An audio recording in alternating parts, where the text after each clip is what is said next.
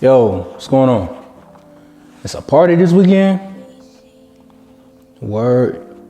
She gonna be there. Yeah, man, I'll see if I can come through. Let me check my schedule real quick.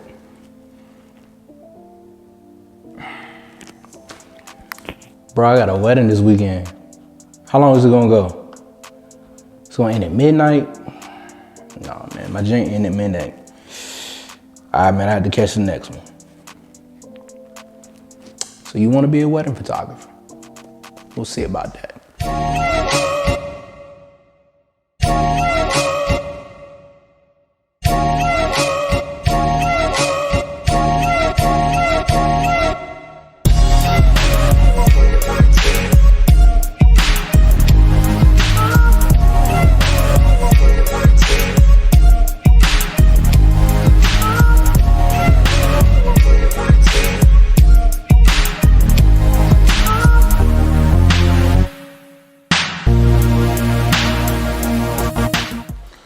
What's going on YouTube? Will with Will Hawkins Photography, back at it again today with another video. Today I want to talk about wedding photography. I hear a lot of photographers saying, oh, I want to be a wedding photographer. You know, you make a lot of money and you get to make your own schedule and you do all of these grandiose things and all of these grandiose events. It's not all it's cracked up to be. Let me tell you that. So today I'm gonna give you 5 reasons why you don't want to be a wedding photographer. And maybe after I list these 5, you'll still want to do it. More power to you. Because it is a great career, but today I'm gonna give you the raw, uncut truth of what this life as a full-time wedding photographer entails. You make your own decision from there. All right, so we're gonna start the list at number 5. You'll have no weekends. As I kind of acted out in the beginning of this video, you'll never have a weekend to yourself for the most part, especially during the spring, summer, and fall. Sometimes in the winter, you know, that kind of tails off, and we'll get into that in a minute. But you'll have no weekend. So if your friends work Monday through Friday, a regular 9-to-5 schedule, and they want to plan things and do things on a Friday evening or Saturday or Sunday, you're gonna miss it. So you need to get comfortable with not being around for weekends and family events and things of that nature. I'll give you a personal story. In the fall of 2019, my grandmother passed away. So they planned her funeral on a Saturday in North Carolina. I called my family up. I told them what I had going on that weekend. They were like, you know, we can't really move it on a Saturday. And it'd be selfish of me to ask them, you know, just to move that event around due to me. So I ended up working it out to where I could get down to North Carolina, spend an hour at my grandmother's funeral, but I had to get back to Virginia by 2 o'clock that afternoon to go document somebody else's family. So if you're okay with giving up, you know, family time and important events and all of these different things that happen on weekends that regular folks work, you know, you have to do that because you're not going to have weekends to yourself. And some people have families. You know, your child may have a game or some kind of important event going on a weekend. How you going to deal with that? What are you going to do? Like, you going to be able to explain to your child that, hey, I can't be there, and okay, they may understand once or twice, but every time, you know, mommy, daddy's not there for their special event. So get ready to give up your weekends. You're not gonna have it. You'll have a couple weekends to yourself, but nip the weekends in the bud, they're gone. You like your computer, right? I hope you like your computer, because you're gonna be spending a lot of time editing thousands and thousands and thousands of photos. You cool with that? I wanna know, you cool with sitting in front of your computer for hours and hours and hours and hours on end, day to day? So unless you hire an editor to turn your photos around so you can go out and do other things throughout the week and make sure your business runs smoothly, you're gonna be sitting at your computer for a lot of time. Like a lot of time. So if you're okay with sitting at your computer, not really getting out in the world throughout the week, oh, you thought that you were gonna have Monday through Friday off. to go out and do whatever you wanted throughout the week. Nah, that's not how that works. Who's gonna edit the photos that you just took last Saturday? And clients are gonna be emailing you, hey, can we get a preview? When our photo is gonna be done. If you don't put it in your contract, that whatever your turnaround time is, they're gonna be asking questions. When can we expect our photos? So now you're gonna be sitting in front of your computer for hours and hours and hours, editing. And you better come up with a fast workflow. Because if you don't have that, it's just gonna take even more time. So get comfortable with sitting in front of your computer for hours and hours and hours on end. And I keep reiterating that, hours and hours and hours on end, because that's what it is. And I know you thought, wedding photography, fun. I'm gonna have all the week to myself. No, that's not how that works. Get ready to sit in front of your computer, editing photos weekly, because you don't wanna get a backlog from the weekend before. So just get ready to sit in front of your computer for hours, editing. That's number 4. Oh, and the major thing, right? Money. Everybody wants to be a wedding photographer for the money. Oh, wedding photographers make so much money. Money. Nobody ever tells you that this work is seasonal, do they? It's number 3. Wedding photography is seasonal. I don't know what part of the world you live in, or what your country or your city or your state is like. But here in Virginia, wedding photography pretty much runs from spring to about, the end of December sometimes. So that money that you make all throughout the year, you better save it. You better save it, because January, February, March can be some of the worst months in your career if you don't do what you're supposed to do throughout the summer months and the spring months and the fall months. And that money that you make, you have to put that back into your business.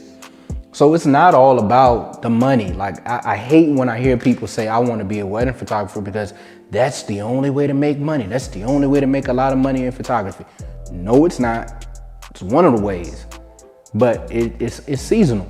So if you're not good with money, or you're not cognizant of where your money is going when you are making these substantial amounts of money throughout the year, the cold months are going to get cold. And it's not even because of the weather. They're going to get cold. So understand that wedding photography is seasonal. You have to find other ways to make money in those slower months. And that's with any business. But don't think you're getting into wedding photography and you're just going to make a lot of money and things are just going to be smooth sailing the rest of your life. It's not how this works. And I'm going to keep reiterating that. That's not how any of this works. So it's seasonal. Number 3, it's seasonal. Hope you like stress. You can deal with stress, right? You're good under pressure. You're a problem solver. You can do all of that, right? Told you, I'm ripping the Band-Aid off of y'all today, man. Everybody has this idea that wedding photography is this rainbows and butterflies. Everything is great. It's all pretty and fun. No, it's not. It's a stressful job. If you can't put your personal life aside and be there in the moment to document what your clients have paid you to do, get out, go the other way, because this is not for you. Pressure. You are under a lot of pressure and scrutiny on that wedding day. You and a videographer are the only people that are there to document this day in its entirety. There are people there with cell phones and their cameras and things like that. But from the bride getting ready to the end of the night at an exit, you're there to document all of that. Are you able to handle all of that pressure? Personal story again, right? I learned this at the age of, I want to say I was 23. I had went through a breakup with my ex-girlfriend, and I had one of the biggest weddings of my career coming up. This was early on in my career. We had just broke up, and I was going through a lot mentally. Seriously, I was going through a lot mentally at the time, and I had to put all of that personal stuff aside and be able to be there in the moment and document what my clients paid me to do. That was one of the hardest things I had to learn how to do as a wedding photographer. You have to be able to put your personal life aside and be there for your clients as a calm in the storm, even when your personal life is a wreck. So this is stressful. It's stressful and it's serious. People get one moment. This is one day you get to document these people's memories for a lifetime. So you can handle stress, right? Hope you can. Number 2, stressful. Move, give me that. That's mine, I want it. Competition. Number 1, you want to be a wedding photographer, just like everybody else who picks up a camera. Can you handle competition? You cut out for that? You want to do that? Can you handle competition? Can you compete week in and week out with the other photographers around you that want to be photographers, that are wedding photographers as well? Can you do that? I give you a number. I'll link this this statistic right up here somewhere. There are 2.4 million weddings a year in the United States of America. You should be able to at least get 20 of those if I tell you it's 2.4 million of them throughout the entire country. You should be able to get 20 to 30 of those. You can do that. But you have to put the work in order to do it. You have to be able to go out and compete with the other photographers around you in order to get these jobs. Can you do that? Can you handle competition? Are you a competitive person? Because as I said before, this is not pretty. This is not a game. You have to go out, you have to make sure that your bank account stays with money. How do you get money? You have to go out and compete.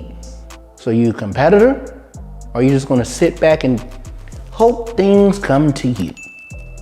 Hope not, because there are a lot of photographers out there. How are you gonna distinguish yourself from the others so that clients wanna choose you over your competition?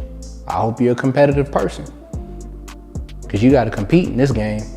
Otherwise, get out. So you're still here. I'm glad to see it, man. That means you cut out for it. At least I hope so.